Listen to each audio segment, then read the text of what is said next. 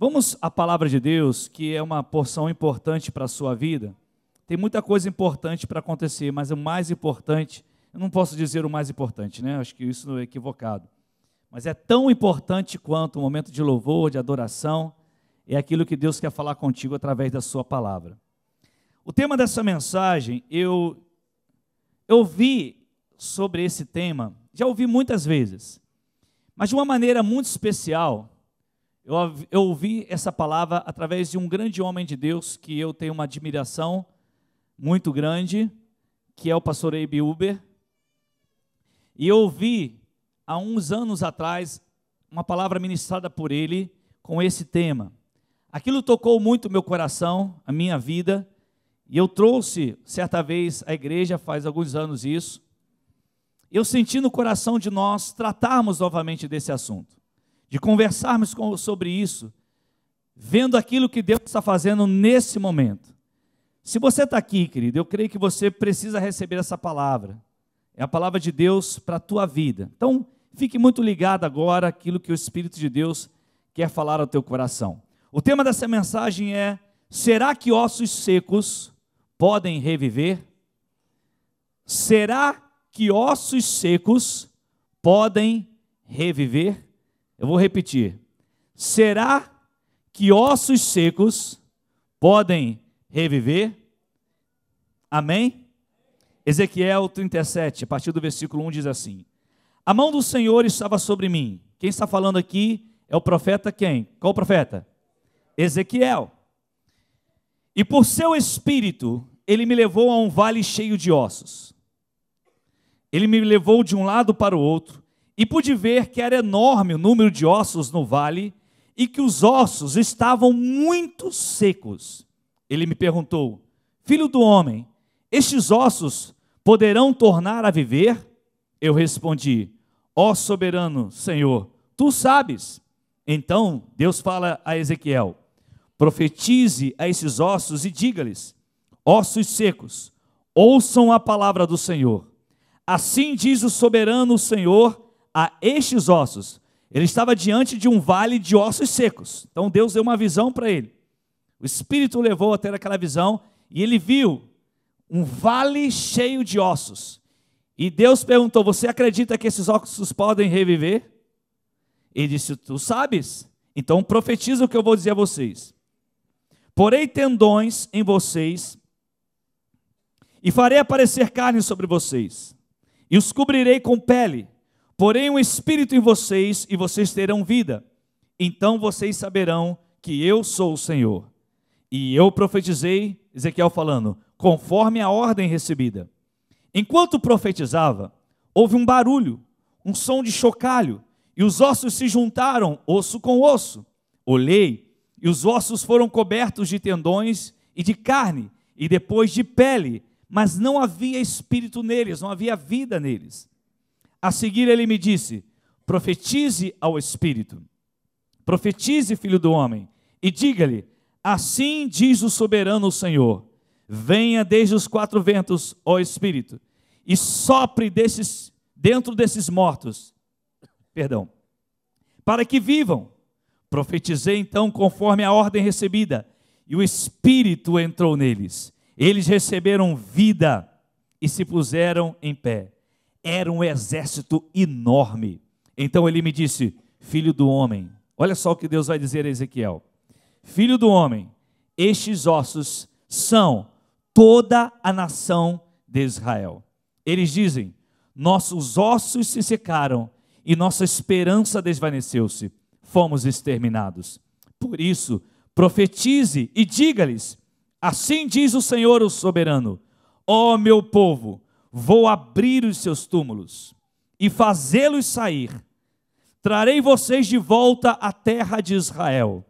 E quando eu abrir os seus túmulos e os fizer sair, vocês, meu povo, saberão que eu sou o Senhor. Porei o meu espírito em vocês e vocês viverão, aleluia, e os estabelecerei em sua própria terra. Então vocês saberão que eu, o Senhor, falei e fiz. Palavra do Senhor. E palavra do Senhor não volta vazia. É interessante que quando nós olhamos para o Velho Testamento, há uma série de lições e princípios que nós tiramos no Velho Testamento. O apóstolo Paulo, escrevendo aos Romanos, no capítulo 15, versículo 4, ele inspirado por Deus, ele nos ensina ali sobre como que é importante termos os textos do passado em nossas vidas e como que eles nos servem para ensinar e aumentar a nossa esperança. Olha o que ele diz em Romanos 15, 4. Pois tudo o que foi escrito no passado foi escrito para nos ensinar, de forma que, por meio da perseverança e do bom ânimo procedentes das Escrituras, mantenhamos a nossa esperança. Paulo está dizendo assim: nós vamos tomar aquelas lições que foram declaradas lá no passado, lá no Velho Testamento, vamos tomar para a nossa vida, e aquelas lições nos darão esperança. Esse texto nos traz esperança, diante do quadro que nós vemos. E de que se trata o texto? Os ossos, a Bíblia está nos dizendo, ela mesma declara, eram toda a nação de Israel. Versículo 11 diz: Filho do homem, esses ossos são a casa de Israel. Os dois reinos, existiam dois reinos. Primeiro existia um reino só, depois se dividiu em dois reinos, reino do sul, reino do norte, com 10 tribos, reino do sul com 2 tribos.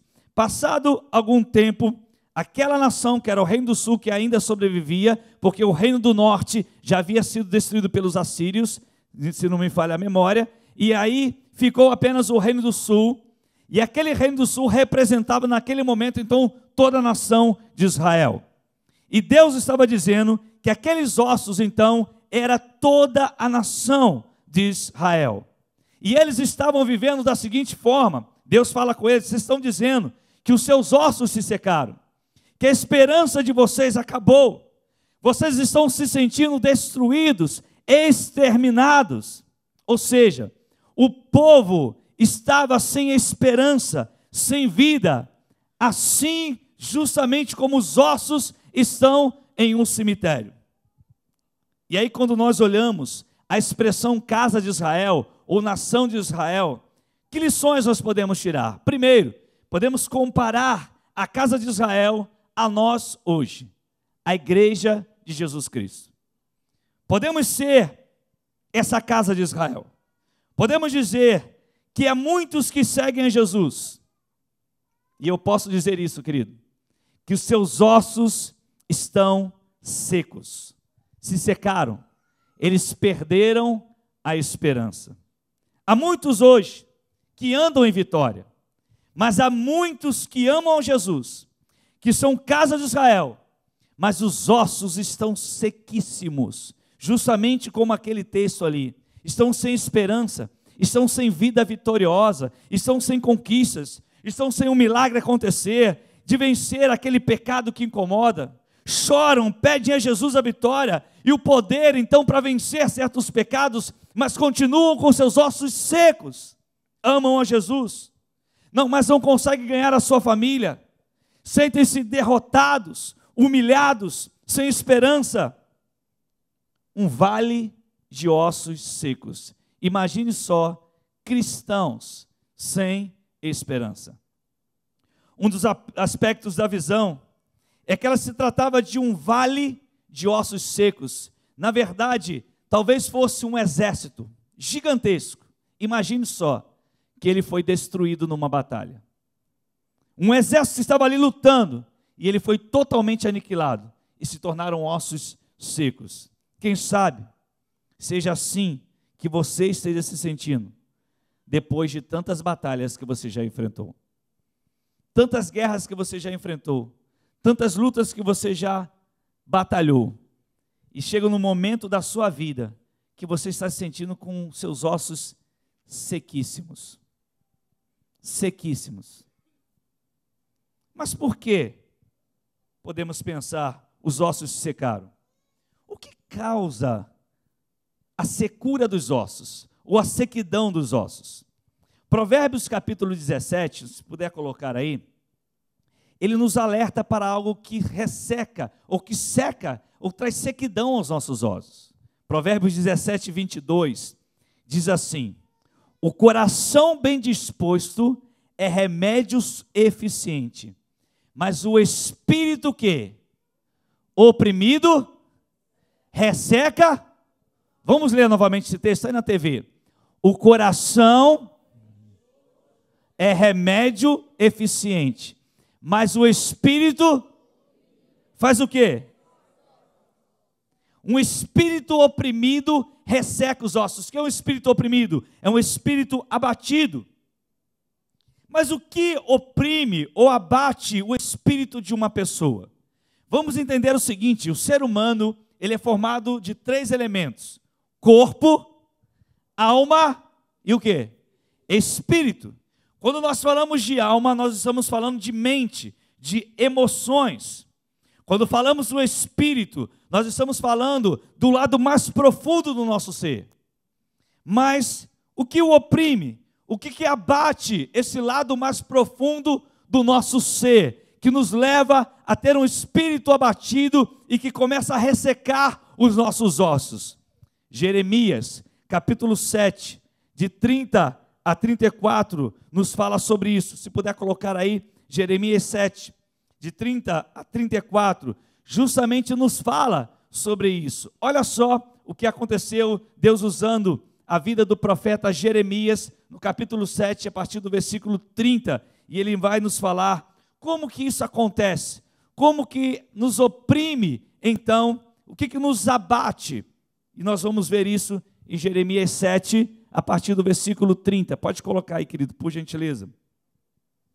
O texto vai dizer: os de Judá fizeram o que eu reprovo.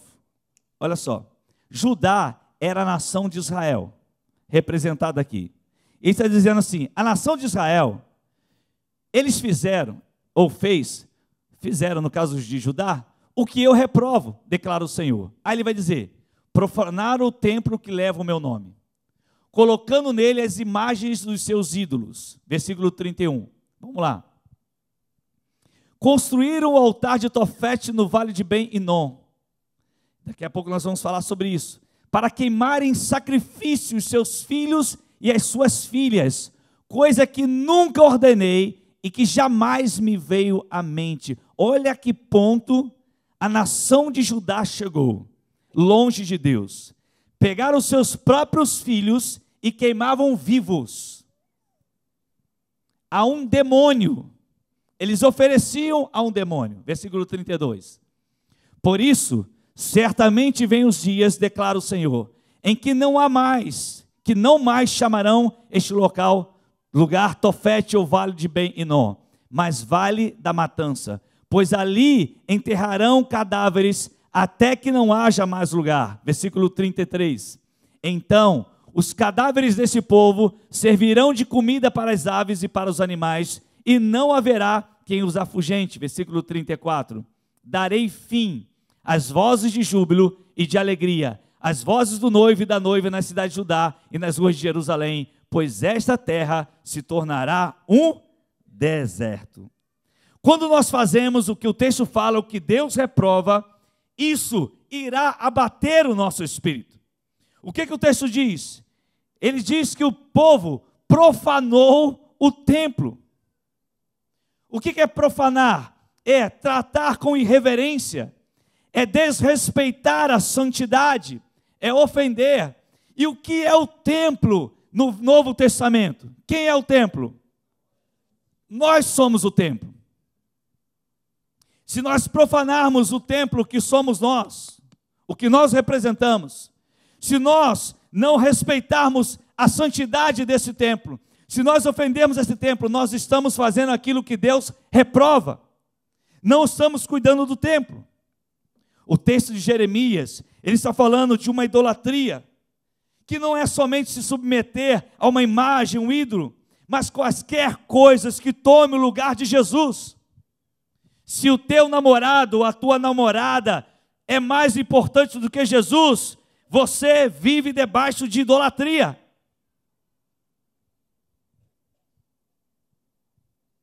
Se a tua família é mais importante que Jesus, você vive debaixo de idolatria.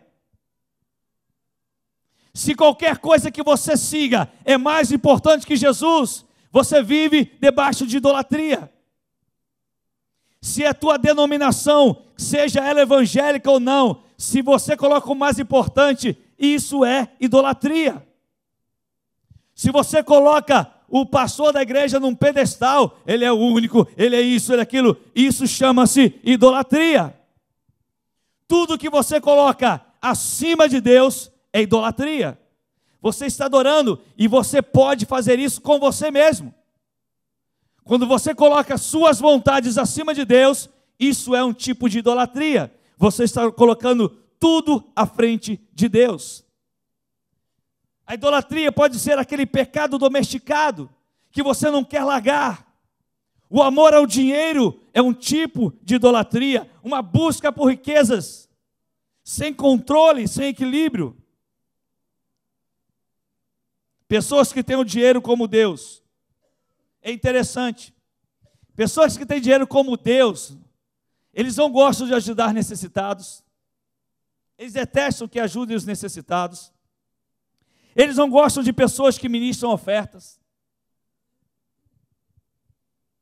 Ele arruma um emprego e some para viver a vida. E ele faz exatamente isso. Então o texto está falando assim: vocês vivem hoje debaixo de idolatria, por isso Deus reprovou vocês. E isso vai abater o espírito de vocês, é por isso que vocês estão assim. É por isso que vocês estão abatidos aí. Porque tem coisas mais importantes na vida do que o Deus de vocês. Vocês estão vivendo coisas mais importantes do que o Deus de vocês. O espírito de vocês está abatido por isso. E aí, o texto vai dizer também que não era somente a idolatria, mas era também a rebelião, algo que levava ao egoísmo, o amor a si mesmo. Quando eu citei ali, que ele chama de Tofete, na verdade, era um demônio chamado Moloque, era um que eles chamavam de Deus Moloque. Esse demônio, que era um Deus para eles, ele tinha construído com 5 metros de altura, ele era de ferro fundido e ele era oco por dentro. O que os pagãos faziam? Eles pegavam suas crianças, colocavam fogo dentro daquele objeto, que eles chamavam de Deus, porque era oco. Aquilo chegava a uma temperatura terrível, porque era ferro fundido. E aí eles jogavam as crianças ali dentro, como sinal de consagração àquele Deus. Pasmem vocês, Judá fez isso. Pegaram suas crianças, botavam fogo, construíram um para eles, e colocavam fogo, e colocavam as crianças lá dentro, e adoravam a Moloque. Eles abandonaram, eles foram os rebeldes contra Deus. Por isso que nós entendemos que o aborto é um tipo de sacrifício ao Deus Moloque. Pois a pessoa, o que a pessoa está pensando quando faz um aborto? Nela mesma. Ela não está pensando na outra vida. Ela está pensando nela, no corpo dela, na saúde dela, na vida dela. Só não está pensando naquele ser que está dentro dela. Isso é um tipo de egoísmo, porque toda rebelião é um tipo de egoísmo. É uma vida de egoísmo.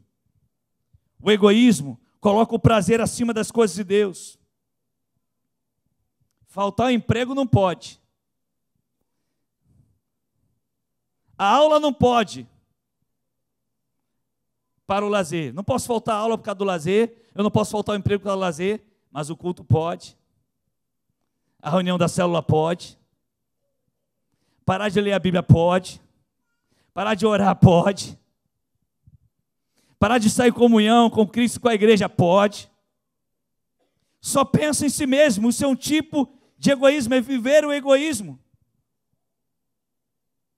E quando há esse tipo de rebelião no meio da nossa vida, na nossa vida, ou no meio do povo de Deus, o que vai acontecer? Opressão e abatimento. O povo sofre as consequências. E às vezes muita gente se pergunta: por que eu estou abatido? Por que eu estou assim? Muitas das vezes existe um tipo de idolatria. Está vivendo egoísmo, está vivendo rebelião. Sabe qual é o tempo, queridos? É um tempo de quebrantamento. É o tempo de quebrar esse Deus chamado egoísmo. É o tempo de quebrarmos esse Deus chamado rebelião. É o tempo de quebrarmos essa idolatria em nossa vida. A igreja precisa acordar. Tem gente que fica de igreja em igreja, de igreja em igreja, de igreja em igreja, e não consegue viver outra coisa a não ser isso. Nós precisamos quebrar isso em nossa vida. Nós estamos aqui para servir a Jesus. Existem abatimentos que vêm por outros motivos. Pode ser uma enfermidade, pode ser uma doença. Mas quando se trata de abatimento por rebelião, por idolatria, é um abatimento não na alma, mas no espírito. É esse tipo de abatimento que nos leva para longe de Deus. Porque você pode ser abatido na alma, nos seus sentimentos, por uma enfermidade que você está enfrentando, por uma guerra que você enfrenta, mas você não é abatido no espírito, você é abatido na alma. Mas você é abatido no espírito quando você vive em rebelião, você não consegue mais ouvir a voz de Deus. Um povo que viu maravilhas extraordinárias de Deus estava ali, se dobrando a uma estátua de 5 metros e jogando seus próprios filhos no fogo.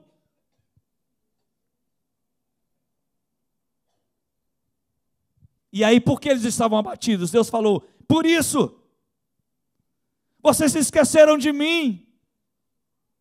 Eu nunca ensinei isso para vocês. Eu tenho o melhor para vocês. Sabe o que mais causa sequidão de ossos? Pecados não confessados. Pecados não confessados. A maioria das pessoas não quer viver no pecado, mas não está dando conta de vencer o pecado. Então o que eu faço? Eu não quero viver no pecado, mas eu quero vencer. O que eu faço? Primeira coisa, você precisa odiar o pecado. Você precisa dizer assim: eu não quero pecar mais. Eu não quero, pastor, mas eu nunca vou errar na vida. Eu não estou falando disso, nós vamos errar em algumas atitudes. Mas você tem que ter ódio do pecado. Você tem que odiar realmente o pecado. Você tem que dizer assim: eu não quero mais pecar. Eu não quero mais viver no pecado. O que eu preciso fazer mais? Confessar o pecado diante de Deus. Vida cristã, meu querido, é relacionamento. Vida cristã é relacionamento. Como que eu vou ter um relacionamento com Deus se eu não confesso os meus pecados a Ele? É necessário então uma confissão. Porque quando nós perdemos a comunhão com Deus, nós perdemos a intimidade com Ele. 1 João capítulo 1, versículo 9 diz: se confessarmos os nossos pecados, Ele é fiel e justo para nos perdoar os pecados e nos purificar de toda a injustiça. Aleluia! Ele quer nos perdoar. É aí que eu vou restaurar o meu relacionamento com Deus, e é aí que eu vou permanecer nele. O segredo para vencer o pecado não é somente dizer não ao pecado, mas a mesma energia que você imprime para dizer não ao pecado, você tem que usar no seu relacionamento com Deus. A mesma energia que você vai dizer, eu não quero pecado, a mesma energia, no mesmo tom, na mesma força que você usa, você precisa imprimir a mesma força, pastor Marcos, no seu relacionamento com Deus. Olha só o que diz o Salmo, coloca aí Salmo 32, a partir do verso 3. Salmo 32, a partir do verso 3, olha o que o salmista Davi declara. Olha o que está escrito aí. Davi falando: enquanto escondi os meus pecados, o meu corpo o quê? Definhava de tanto gemer. Por quê, querido? Porque ele estava sendo abatido no espírito. Ele estava sofrendo por estar longe de Deus. Ele estava escondendo o seu pecado. Ele não confessava diante de Deus. Ele está dizendo: enquanto escondi os meus pecados, o meu corpo definhava de tanto gemer. Verso 4, perdão. Pois de dia e de noite, a tua mão pesava sobre mim. Minha força foi se esgotando, como em tempo de seca. Verso 5. Então, olha o que ele fez. Reconheci diante de ti o meu pecado, e não encobri as minhas culpas. Ou seja, ele está dizendo assim: eu não fiquei justificando os meus pecados. Ah, eu fiz isso porque meu marido, eu fiz isso porque minha esposa, eu fiz isso por causa do meu pastor, eu fiz isso por causa de fulano. Eu não encobri as minhas culpas, eu estou dizendo: eu pequei. Eu disse: confessarei as minhas transgressões ao Senhor, e tu perdoaste a culpa do meu pecado. Aleluia. Verso 6. Portanto, que todos os que são fiéis orem a ti enquanto podes ser encontrado. Quando as muitas águas se levantarem, eles não os atingirão. Verso 7, aleluia. Tu és, olha só o que ele vai dizer: tu és o meu abrigo, tu me preservarás das angústias e me cercarás de canções de livramento, aleluia. É assim que nós vamos restaurar o nosso relacionamento. Davi, um homem segundo o coração de Deus, está dizendo assim: enquanto eu me calei, enquanto eu fiquei quieto, enquanto eu não confessei, eu gemia por dentro, eu sofria por dentro. Querido, você não nasceu para viver assim, você nasceu para viver livre. Livre, mas você tem que confessar, você tem que abrir a sua boca e dizer: Deus, eu confesso, fui eu. Outra coisa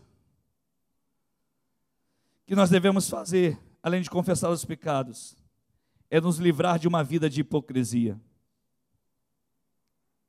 Jesus, certa vez, chamou os fariseus de hipócritas. Ele disse assim: vocês são sepulcros caiados. O que é um sepulcro caiado? É um túmulo pintado por fora, com gente morta dentro. Ele é lindo por fora, mas por dentro está morto. Não tem vida nenhuma por dentro. Ele olha para os fariseus e diz assim: vocês são hipócritas, vocês são sepulcros caiados. Hipocrisia é passar uma imagem de alguém que eu não sou. Pastor, o senhor está pegando pesado, meu querido. Eu não estou pegando pesado, eu estou pregando a palavra. Estou pregando a palavra. Porque a gente cansa. Porque quem vive na hipocrisia cansa também, querido. Porque você não vai aguentar. E às vezes a gente vê pessoas, e não somos aqui juízes, mas estão hoje brincando com o pecado. Separa, daqui a pouco, em 5 minutos, aparece com outra. E fica desfilando para todo mundo ver. Como se nada tivesse acontecendo. Chega, meu irmão. Isto é pecado. E nós temos que dizer não ao pecado. E aquele que consente com isso também peca. A Bíblia diz: chega disso. Sabe por quê? Porque nós vamos viver com o espírito abatido o tempo todo dessa forma. Nós vamos viver com o espírito humilhado o tempo todo. Nós vamos viver como um vale de ossos secos. E Deus olhou para o vale e falou assim: eu não quero esse vale assim. Eu quero levantar um exército. Eu quero que se forme um grande exército. Eu não quero que vocês vivam dessa forma, casa de Israel. Salmo 32, versos 1 e 2. Salmo 32, versos 1 e 2. Como é feliz aquele que tem suas transgressões perdoadas e seus pecados apagados. Como é feliz, olha só, verso 2. Como é feliz aquele a quem o Senhor não atribui culpa e em quem não há. Eu não finjo para ninguém quem eu sou. Esse é feliz. Tem uma música que o Bruno fez, que disse: eu vou tirar a máscara, vou deixar cair a máscara. Esqueci. Vou deixar cair a máscara. Porque enquanto eu vivo com a máscara, eu não consigo viver aquilo que Deus tem para a minha vida. Mas eu vou deixar cair para quê? Para vir sobre mim a glória do Senhor. para que a mão de Deus venha sobre mim. Eu preciso lutar contra a hipocrisia. Mas como que eu vou evitar a hipocrisia, pastor? Sabe como que você vai evitar? Através da transparência. Não é com todo mundo que você vai sair contando a sua vida, querido. Você precisa de um discipulador. Você precisa de alguém na sua vida para poder te abençoar. Deixa eu explicar uma coisa. Perdão de pecados você pede a Deus. Confessar pecado para ter cura é com outra pessoa.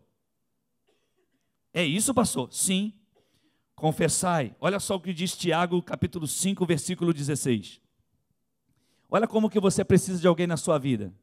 Tiago 5,16. Coloca aí para a gente poder ver. Tiago 5,16. O que está escrito aí, querido? Nessa versão aí. Portanto, confessem os seus pecados uns aos outros. Vamos parar por aí. Confessem os seus pecados uns aos outros e depois orem uns pelos outros. Para quê? Está escrito ali para ser perdoado? Para ser o quê? Curado. Então existe uma diferença entre perdão e cura. Ok? Lá em 1 João capítulo 1, versículo 9, se confessarmos os nossos pecados, Deus é fiel e justo para o quê? Nos perdoar os pecados e nos purificar de toda a injustiça. Então lá, ele está dizendo, quando eu confesso a Deus, é para perdão. Ele me perdoa. Mas quando eu não consigo, na minha luta diária, não consigo me livrar desse pecado, ou seja, é algo que eu não consigo me libertar, que aquilo fica me atormentando o tempo todo, o que eu preciso fazer? Tiago 5,16. Confessar meus pecados a outro. Então o que eu vou fazer? O Bruno é meu discipulador. Eu vou lá para o Bruno. Bruno, preciso conversar com você. Eu já pedi perdão a Deus por meus pecados. Mas eu estou precisando da sua ajuda. Porque eu sei que Deus já me perdoou. Mas eu não estou conseguindo me livrar desse pecado. Eu preciso que você ore por mim. E eu vou dizer para você o que é. É isso, isso, isso, isso. Para quem que eu estou falando? Para o meu discipulador. O que é um discipulador aqui na igreja? Talvez você não entenda essa linguagem. É aquela pessoa que cuida de você. Aqui na igreja, pelo menos a gente tem um cuidado de todo mundo ter um discipulador. Marquinhos, quem é o teu discipulador? O Wilson. Luciana, quem é a tua discipuladora? Bianca. Ok. Eliane, quem é a tua discipuladora? Márcia. O que essas pessoas fazem? Todo mundo aqui tem um discipulador. Então, quando eu tenho algo que eu não consigo me livrar, eu vou a essa pessoa e digo, me ajuda. Por que eu estou fazendo isso aí? Porque está escrito na Bíblia.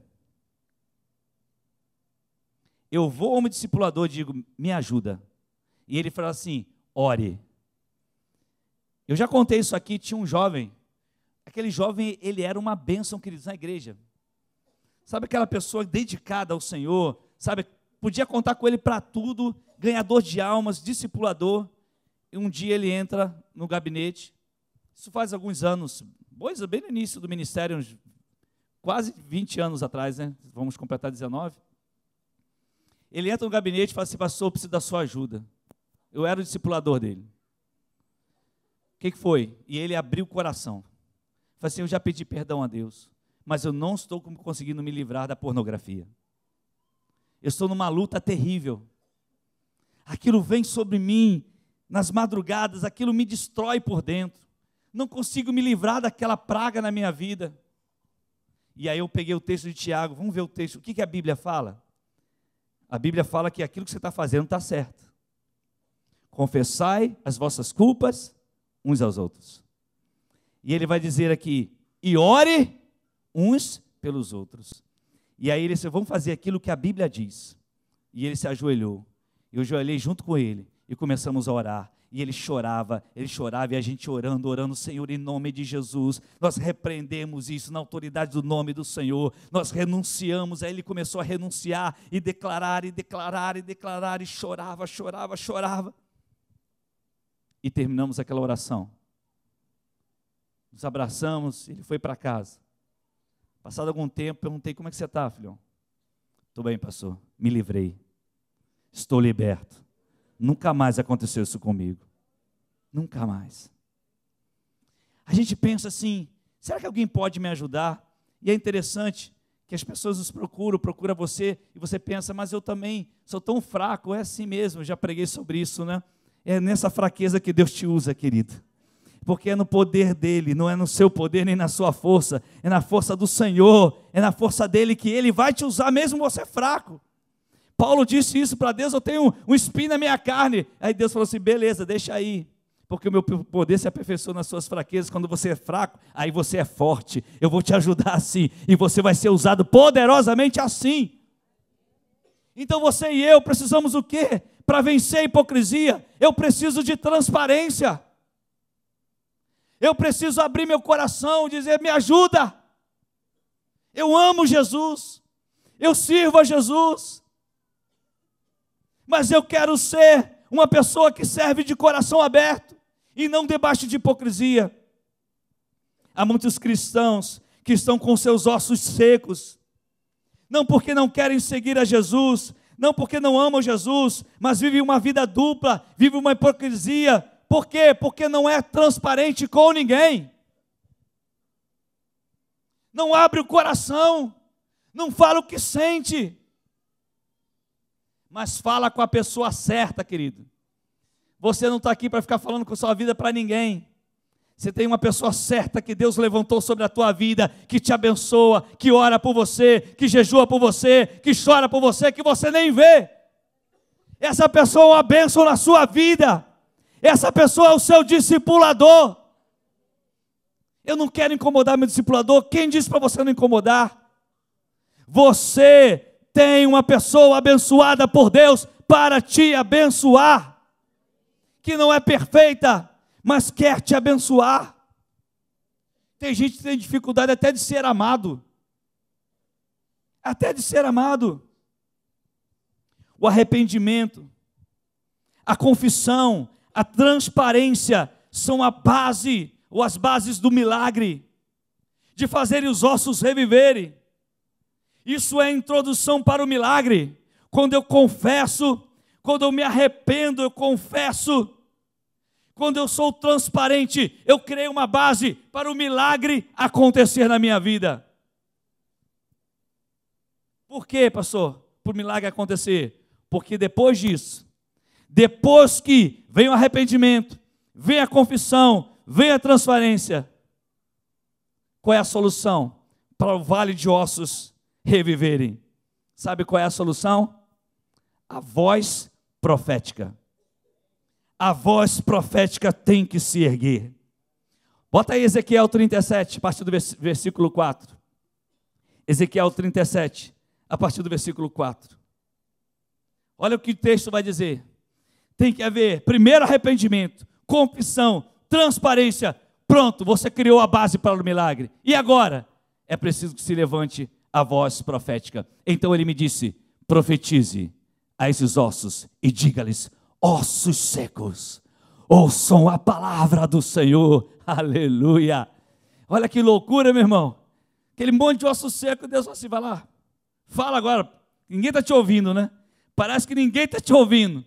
Assim diz o soberano Senhor a esses ossos, farei o Espírito entrar em vocês, e vocês terão vida. Versículo 6, porei tendões em vocês, e farei aparecer carne sobre vocês, e os cobrirei com pele, porei um espírito em vocês, e vocês terão vida, então vocês saberão que eu sou, aleluia.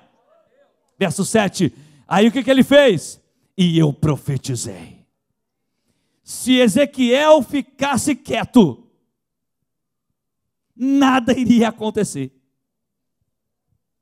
Se Ezequiel não falasse, não iria acontecer nada. Deus escolheu o profeta para aquilo. Deus escolheu você para isso.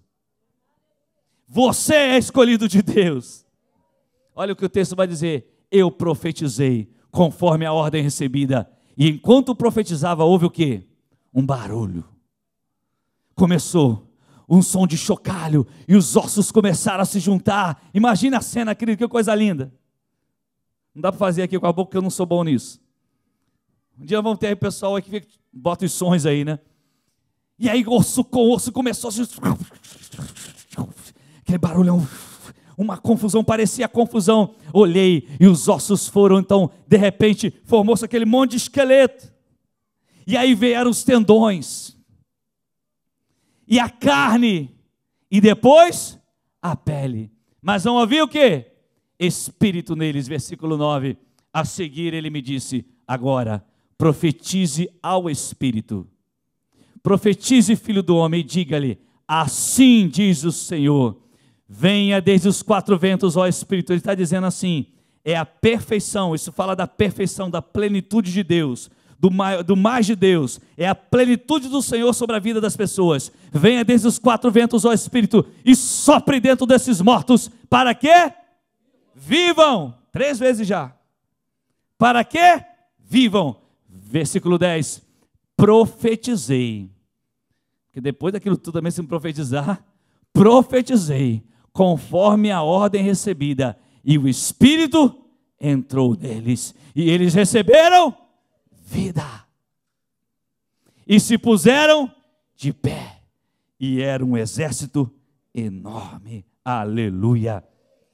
O que nós precisamos? Tem arrependimento, tem confissão, tem transparência. Está na hora da voz profética. Está na hora da voz profética se levantar, profetizar a palavra, declarar a vida.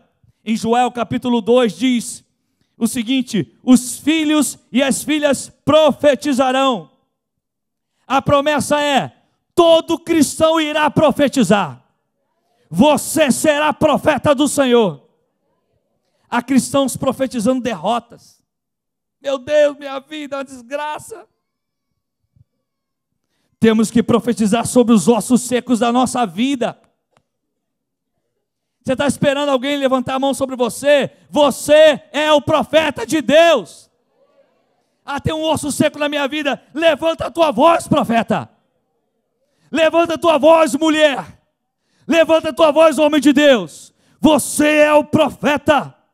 Se nós já nos arrependemos, se nós confessamos os pecados, se somos transparentes, agora chegou a hora de profetizar. Quando nós profetizamos fé, a gente incomoda os hipócritas, os rebeldes. Mas deixa eu te dizer uma coisa, encare os ossos secos de frente. Profetiza a vida. Sabe por quê? Porque o barulho incomoda os hipócritas. Profetiza a vida. Enquanto alguém vai dizer, isso não vai funcionar, profetiza a vida. Você é homem de Deus, você é mulher de Deus. É preciso profetizar o milagre. É preciso profetizar o milagre para que ele aconteça. Diga comigo assim, é preciso profetizar o milagre para que ele se manifeste. Agora olha para a pessoa que está do seu lado e diga, você é um sucesso.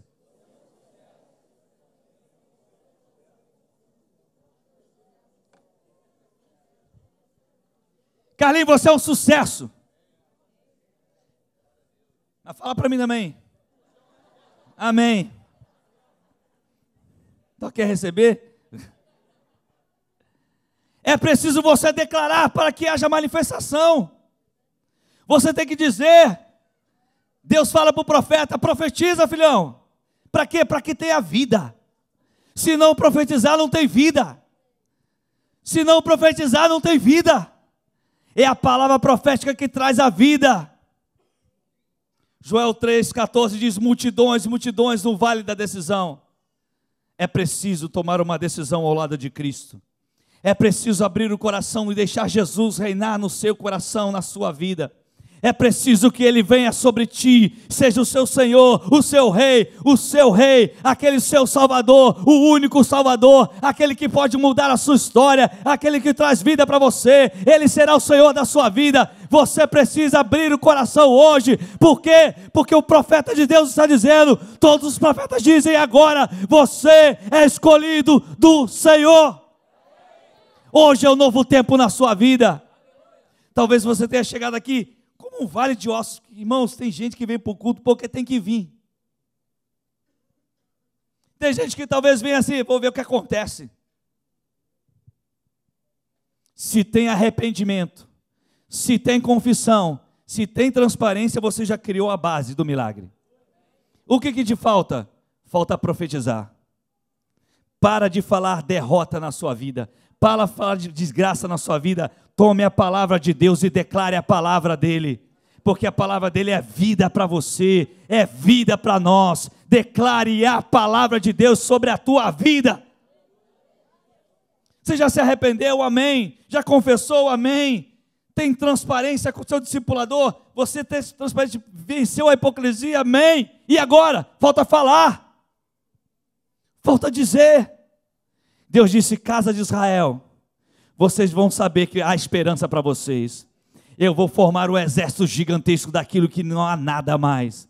Vocês se consideram esses ossos secos, mas eu vejo vocês como um grande exército. Levarei de volta vocês a essa terra. Vocês saberão que eu sou o Senhor da vida de vocês.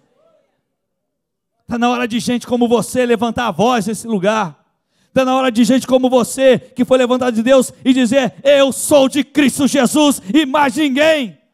Eu não sou do adultério, eu não sou da prostituição, eu não sou da pornografia, eu sou de Jesus. Você tem que profetizar contra o vale de ossos secos. Eu não sou da miséria, eu não sou da derrota, eu não sou da desgraça, eu sou de Jesus. Eu não sou da doença, eu não sou da doença, eu sou de Jesus. Você tem que profetizar a vida. É tempo de profetizar a vida, querido. Você tem que declarar isso. Eu sei que é difícil. O vale de ossos secos não é uma coisa terrível. É fácil para a gente falar aqui, mas olhe para Ezequiel, diante daquela cena. Você tenha chegado aqui e fala, meu Deus, não tem jeito para mim não. Eu não consigo mais. É o diabo dizendo isso para você, você pode sim. Porque se teve jeito para um vale de ossos secos, como que não vai ter jeito para a gente? Como que não vai ter jeito para mim e para você? Teve jeito para mim, tem jeito para você, querido. Tem jeito para a gente, aleluia. Ainda existe profeta nessa terra. Você é esse profeta. Deus te levantou como profeta. No meio de uma geração terrível, Deus te levanta como profeta. Agora, profeta de Deus, levanta do seu lugar, levanta as suas mãos e começa a profetizar nesse lugar. Começa a declarar a bênção do Senhor. Começa a declarar a bênção de Deus. Começa a abrir a sua boca. Não se cale nesse lugar. Esse lugar é o lugar dos profetas de Deus que se levantam. Erga a sua voz. Você é como profeta. Profetiza sobre os vales de ossos secos da sua vida. Talvez você esteja vivendo um vale de ossos secos no seu coração. Eu não sei qual o nome do vale de ossos secos que você vive hoje. Mas Deus se levanta para profetizar sobre isso.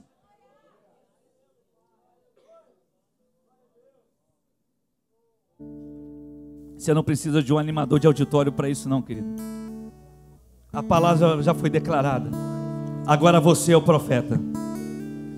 Mulher, você é profeta do Senhor. Você é profeta do Senhor, mulher. Não deixe o diabo te enganar. Você é profeta do Senhor. Você é profeta do Senhor.